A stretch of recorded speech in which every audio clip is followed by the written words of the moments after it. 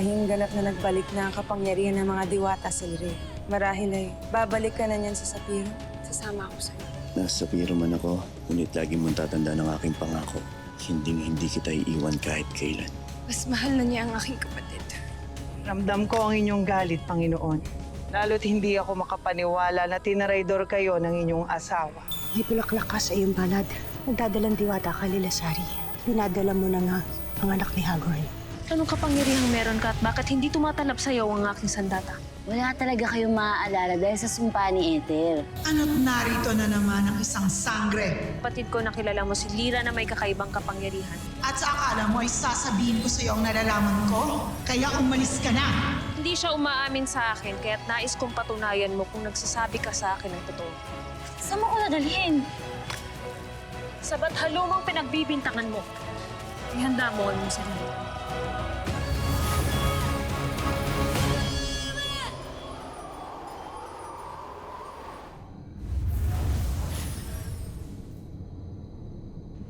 Siya ba ang mathalumang sinasabi mo?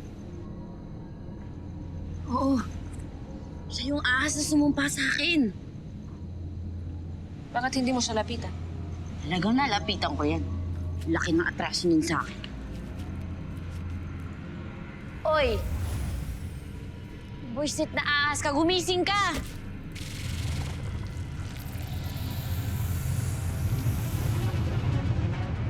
Lyra, binigla mo naman ako at dinalaw mo ako sa aking tahanan.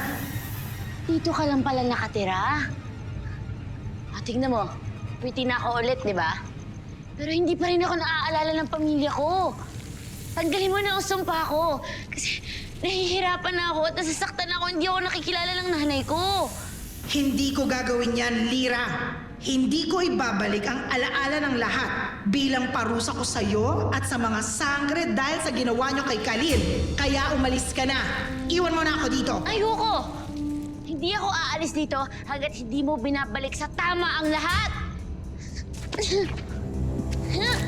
Kapag hindi ka umalis, tutuklawin na kita. Akil, mag-utos ka na lang ng mga kawal mo. Sabihin mo pinapahanap ko si Lyra. Masusunod, mahal na rin. Tila gaya namin ay napalapit na rin ang loob mo kay Lyra, mahal na rin. Aaminin ko, Imaw. Magaan ang loob ko kay Lyra. At lubhang mapanganib sa labas ng Lireo. Kaya nag-aalala ako sa kanya.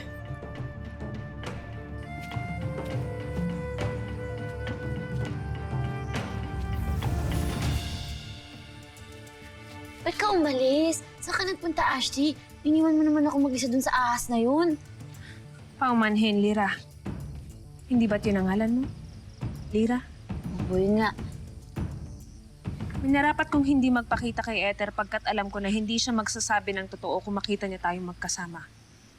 Ngunit narinig kong lahat ng pinag-usapan ninyo. Narinig mo? Naniniwala ka na sa mga sinasabi ko? Na sinumpa niya lang talaga ako, kaya hindi niyo ko maalala. Narinig kong lahat, Lyra. Kaya huwag ka mag-alala. May isa nang naniniwala sa'yo. Kaso lang, hindi ko alam yung gagawin mo sa nalaman mo. Pang kontrabida yung ugali mo eh. Kung kaya yung Celia Rodriguez ng Encantadia. Hindi ko maunawaan ang sinasabi mo. Minsan ay kay sarap mong sampalin na aking hadiah. Maaari bang iwan mo na ako dito at balikan mo siguro na sabihin mo sa kanya na samahan ka patungong Lireo. Sige na, umalis ka na bago pa ako hindi makapagpigil sa'yo. Pero anong gagawin niyo dito? Pakiusap, Lyra. Kung nais mong magkasundo tayo, matutunan mo sanang huwag akong pakialaman. Ngayon, alis. Uy, alis na ako, darling. Init ng ulo mo.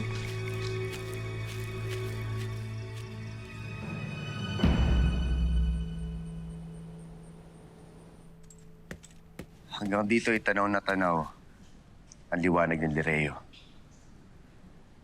Nakakagaan ito pagmasdan. Lalo't alam ko na napakasaya ni Amihan yan. Sigurado akong masaya sila doon, mahal na prinsipe. Eh, ikaw, masaya ka rin ba? Oo naman. Masaya ako para sa kanila. Kahit hindi mo kasama araw-araw ang Reyna Amihan, masaya ka pa rin? Bakit ganyan ka pagsalita, Wandok? Ano ibig mo sabihin? Wala naman. Nagtataka lang naman ako. Lalo't alam ko na may nararamdaman ka rin sa Reyna. Sheda, Wandok. Kung ano man ang mga nasabi ko sa'yo dati at nakita mo noon, kalimutan mo na. Dahil magkaibigan lamang kami ng Reyna. Kaya wag na wag mong bibigyan ng ibig sabihin ang pagiging malapit namin. Sige. Ganito na lang, mahal na prinsipe. Halimbawang, hindi lang kaibigan ang pagtingin mo sa Reyna Amihan. Halimbawang, hindi siya ang reyna ng mga diwata. Sino kayang pipili mo sa kanilang dalawa? Ni Sangre Alena, ha? Mahal na prinsipe? Bakit ko sasagutin ang iyong katanungan na kailanman ay hindi magkakatotoo? Alam naman natin lahat na si Amihan ay nakatalin sa Lereo. Kaya kailanman ay hindi siya maaaring angkinin ng sino mang lalaki. Kaya kung maaari lang, Wantok, huwag mo na ako tanungin. Oh, mahal na prinsipe, nagtatanong lang, ha? Huwag mo sana'y kagalit yun. Tanong lang. Tatanong ka lang. Napakataas ng lugar na ito. Nakikita mo? Gusto mo bang malaman kung gaano ito kataas? Alam ko na, mahal na prinsipe. Mahal na prinsipe, kung ano mabinabalak mo, huwag mo na ituloy. Nagtatanong lang.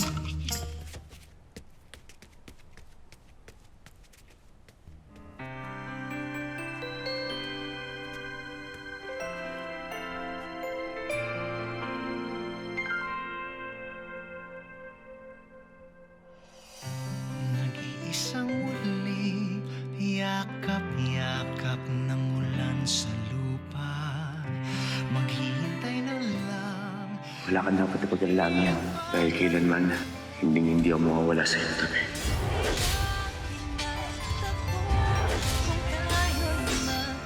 Nasa biro man ako, lagi mo lang iisipin na nasa tabi mo ako palagi.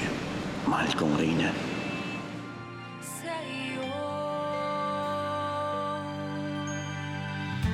Umaasang muli kang makasama. Di man makita sa ngayon. Di man makita. Ate nga lalay, buti gising ka pa.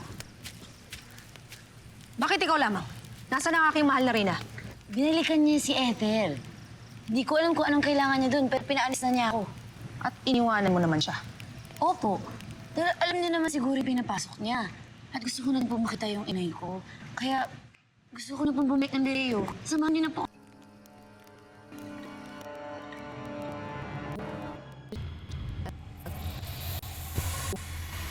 Bakit ka na Sangre? Patid ko tohan. Kilala ko na si Lira at kung anong ginawa mo sa kanya. Pasnea! Ngunit huwag ka mag-alala. Hindi ko ito sasabihin kahit kanino. At kahit sabihin mo, sinong maniniwala sa'yo? Lalo't wala nang nakakaalala kay Lira. Hindi mo kailangan magalit sa akin, Bathaluman.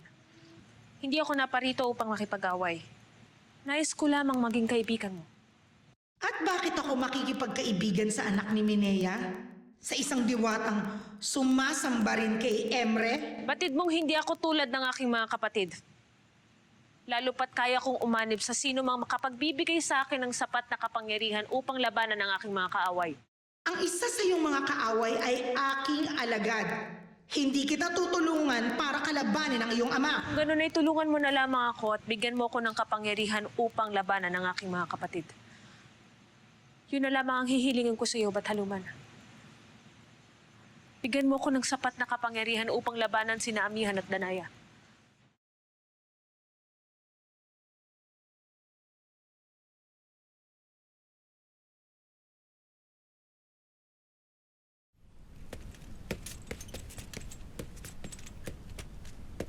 Alena? Saan ka pupunta? Huwag na tayo maglokohan, Ibaro. Hindi mo ako kailangan dito. Doon na lang ako kay Perena. Pupuntahan ko na lang siya. At sa tingin mo, papayagan kita bumalik sa kanya? Alena, hindi mo ba naintindihan? Ipapahama ka lang na yung kapatid. Kaya hindi ka pwedeng umalis. Dito ka lang. Mahal mo pa ba ako, Ibaro?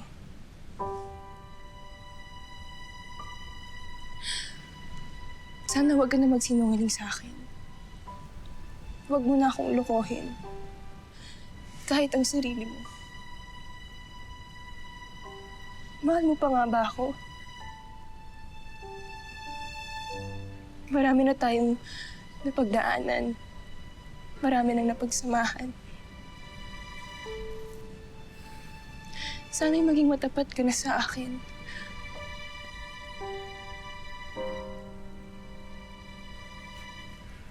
Gaya ng sinabi sa'yo noon, hindi na mawawala ang pagmamahal ko sa'yo.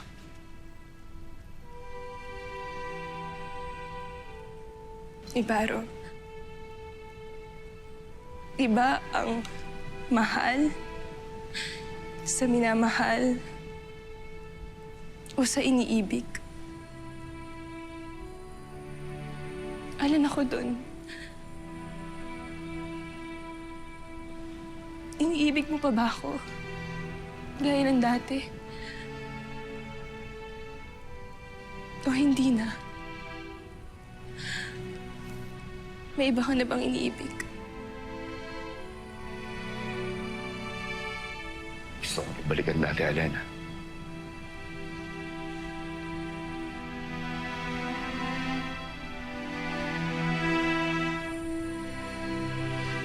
Nais kong maging mainit muli ang pagmamahal ko sa'yo gaya ng dati.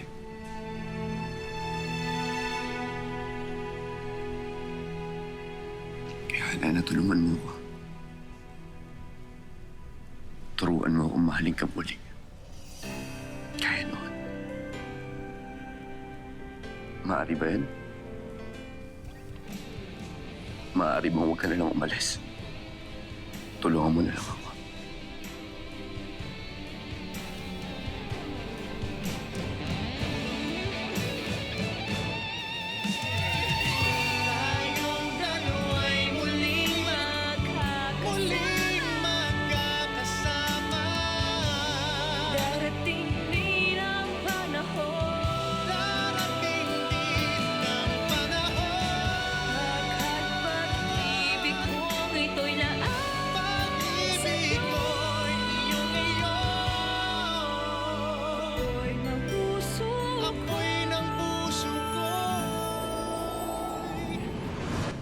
Malakas ang iyong loob, Pirena. May sapat ka ring tapang para magawa mong humiling sa akin. Ngunit hindi ako nakatitiyak sa iyong pag-uugali. Lalo't batid kong kaya mong magtaksil kahit kanino. Kaya maaari mo rin akong kalabanin. Ipinapangako kung hindi kita kakalabanin. Kahit ano mangyari, hindi ko ito gagawin. At ang iyong ama, si Hagorn? Tanging ang aking mga kapatid lamang ang aking kakalabanin. Ipinapangako ko yan. Kung gano'n ay pagkakalob ko sa iyo ang iyong hinihiling, bibigyan kita ng isang kapangyarihan na maaari mong gamitin laban sa iyong mga kapatid. Kung gano'n ay ibigay mo na ito sa akin. Ngunit may hihilingin akong kapalit. Ano yun? Ang iyong buhay sakaling sumira ka sa ating usapan. Buhay na kukunin ko sakaling kalabanin mo ako at ang iyong ama. Buhay mo na sisingilin ko sakaling sumira ka sa ating kasunduan. O ano, Pirena? Papayag ka ba?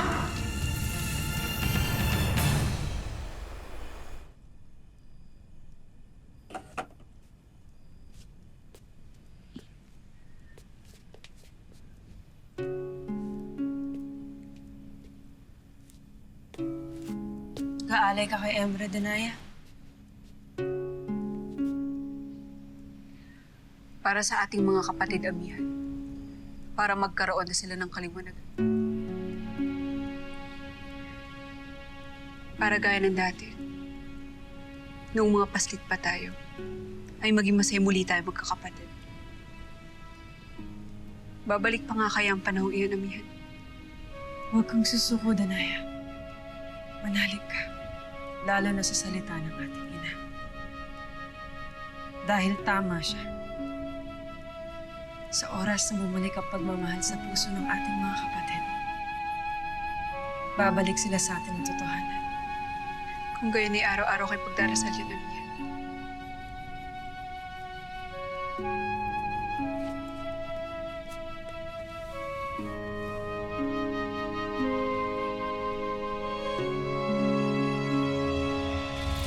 O ano, Perena? Pumapayag ka na ba? O natatakot ka na? Mahihina talaga ang mga sangre. Makalis ka na kung ganon. Papayag na ako sa iyong nais alang-alang sa kapangyarihang ipagkakaloob mo sa akin. Kaya't ibigay mo na sa akin ang aking nais.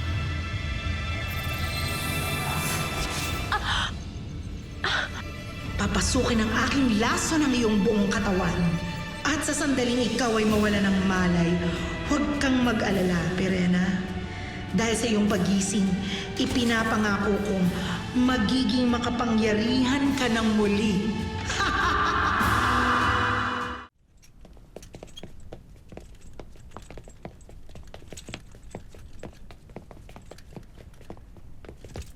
Hindi ka maaaring pumasok dito, taksil!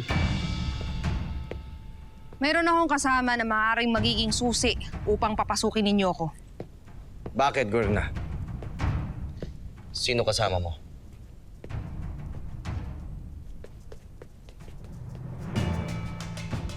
Akil! Ngayon, maaari nyo na ba akong papasukin?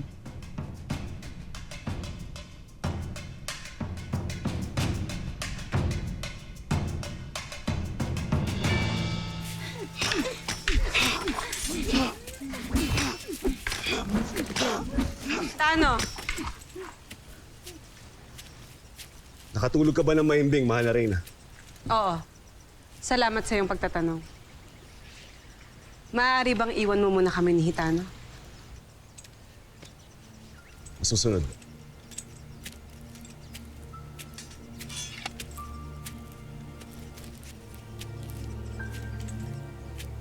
Kailangan ka ba sa akin, mahal na Reyna? Ramdam ko ang pagiging mailap mo. Dahil ba ito sa sanggol na nasa sinapupunan ko? Ang sanggol na yan ay aking paglilingkuran. Sandaling siya ay isilang mo. Kaya alam ko ang aking lugar, mahal na Reyna. Kung gano'n ay tatanggapin mo rin ang sanggol na ito. Anumang pasya mo ay tatanggapin ko, Lila Sari. Kung nais mo siyang panindigan, wala akong magagawa kundi tanggapin din. Maging anak ni Hagorn. Makakahinga na ako ng maluwag. Abisala, Eshma.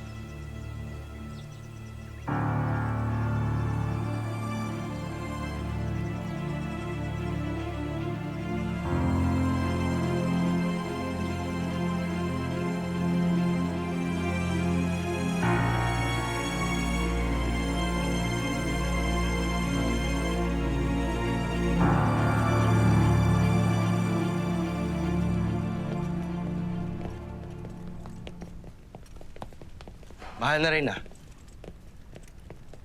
May bisita kayo.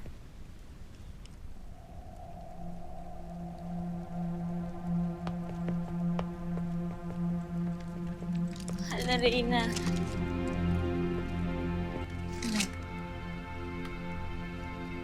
Ira!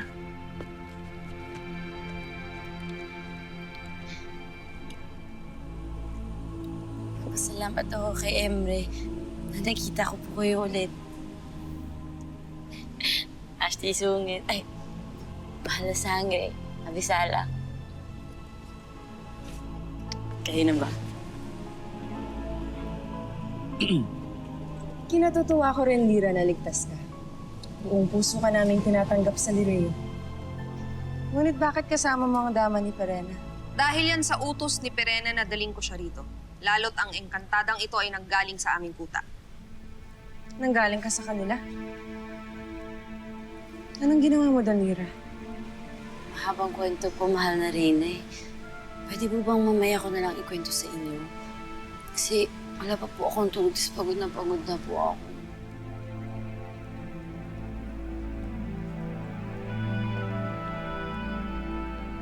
Dama, pakisamahan si Lira sa inyong silid at pagpahingahin. Masusunod, mahal na Reyna.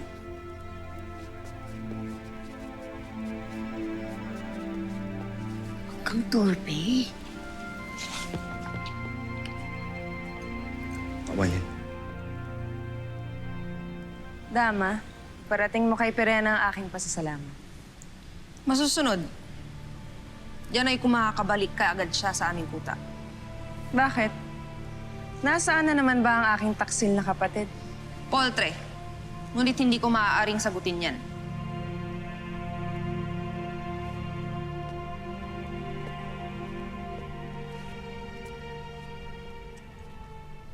Kumusta ilong mo, Gurna? Danaya?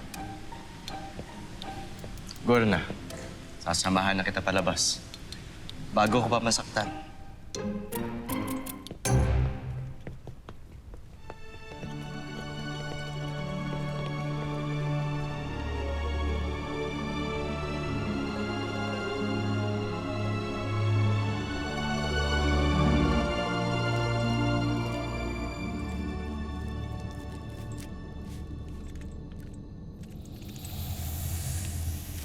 Maligayang pagbabalik, Perena.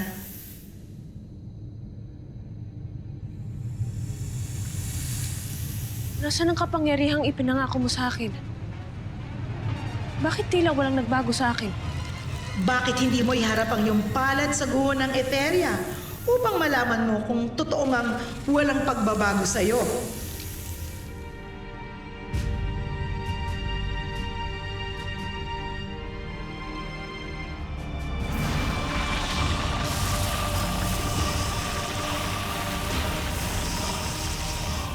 Ngayon, sabihin mo sa akin na wala kang bagong kapangyarihan, Perena. Lahat ng bagay na iyong mahahawakan ay matutunaw. Bukod tangi ang sandata mo na yan at ang mga bagay sa iyong katawan ang makakaligtas sa taglay mong kapangyarihan.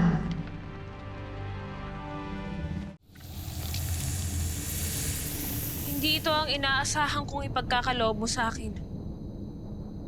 Ngunit malaking bagay na rin ito. Lalo't ano pang armas ang maaaring gamitin laban sa iyo ng iyong mga kapatid. Wala, Perena. Liban na lang sa kanilang mga brilyante. Kaya hindi ba't dapat mong ikatuwa na rin ito? Kung gano'n ay tatanawin ko itong malaking utang na loob at biyaya. Abisala Eshma ito. Huwag mo lamang kakalimutan ang ating kasunduan, Perena. Huwag na huwag mong pagtatangka ang kalabanin kami ni Hagorn kung ayaw mong mawala ang iyong buhay. Tatandaan ko ang ating usapan. Hindi ko ito kakalimutan. Mabuti kung ganon.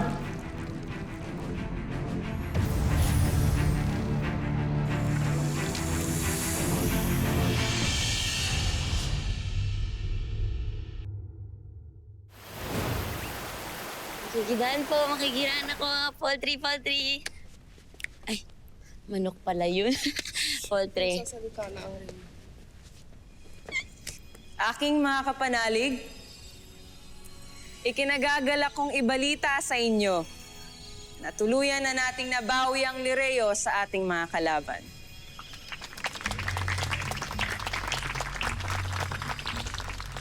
Ngunit bago tayo tuluyang magdiwang, may nais din akong ipaalala sa inyo na hindi pa tapos ang ating laban sapagkat ngayon pa lang natin haharapin ng isang bahagi ng digmaan. Ang pagtataguyod ng ating nasirang bayan gamit ang ating mga pagkakamali at ang ating mga natutunan sa ating pakikipagtunggali sa mga hator. Muli natin maitataguyod at isisilang ang Lireo. Nang mas malakas, mas matalimang isip, at mas makapangyarihan kaysa dati. Sapagkat simula ngayon, iwawasto na natin lahat ng ating mga pagkakamali noon. Nang sa ganon, magawa natin ng maayos ang pagtataguyod sa ating mga sarili at ng ating tahanang sinilangan. Sa ating pagkakatuto sa ating mga pagkakamali, ay pag-aaralan din natin ang ating angking lakas. Aaralin din natin ang lakas at kahinaan ng ating mga kalaban at gamit yon ay lalo nating patitibayin ang ating mga sarili. Gagawin natin ito pagkat alam kong ang ating mga kaaway ay naghihintay lang ng pagkakataon upang muling sumalakay. Gagawin natin ito pagkat alam kong maaaring may iba pang bagong kaaway ang Nereo. At sila ay maaaring naghahanda rin laban sa atin. At sila ay batid kong maaaring sumalakay anumang sandali na magpakita tayo muli ng kahinaan. Kahinaan na batid kong muling magpapabagsak sa atin. Magpahinga ka muna. Kaya hindi maaaring magbalik tayo sa dati. Bagkus ay haharapin natin ang kasalukuyan at ang hinaharap na magkasama na nagtutulungan upang maging malakas at matuwid ang isa't isa. Upang makatiyak na hindi na mauulit pa ang ating mga pagkakamali. Upang maging maayos ang ating bagong simula. Upang hindi na tayo muling mapatumba at maibagsak ng kaaway na naghahangad sa ating tahanan.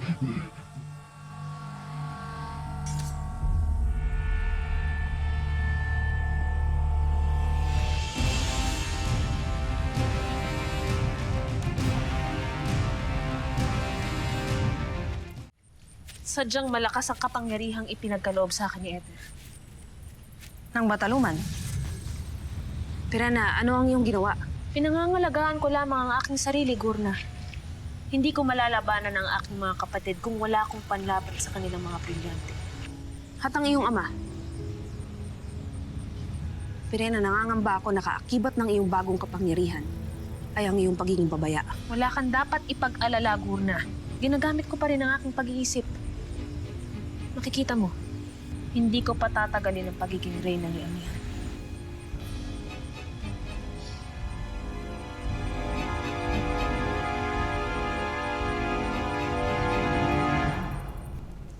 Sa aming mga bagong kasama na nawalan ng tahanan at sa mga bandido na batid kong hindi pa nakakabalik sa kanilang lupain, nais ko lang ipaalam sa inyo na hindi ko kayo pababayaan.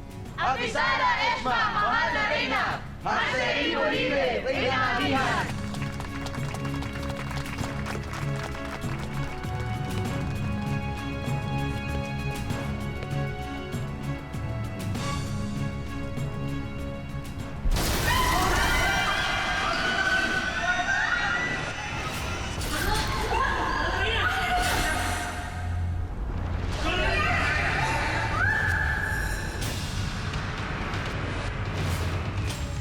Sinubukan ko lamang iukit ang ating mga mukha dito. Gaya ng inukit mo ang aking mukha noon. Hindi pa man din ito tapos, ngunit napakaganda na. Mahal na prinsipe, may balita mula sa Nereo. May nagtangka daw sa buhay ng mahal na reyna. Ano lagay namin yan? Kailangan na natin sumugod. Ito na yung magandang pagkakataon na dapat nating samantalahin. Kung di tayo susugod ngayon, kailan? When you disappeared again, I had no way of knowing kung babalik ka pa. May na-realize ako. Mahal na mahal kita. Abisala, Mira, handa ka na bang bumalik sa Encantadia?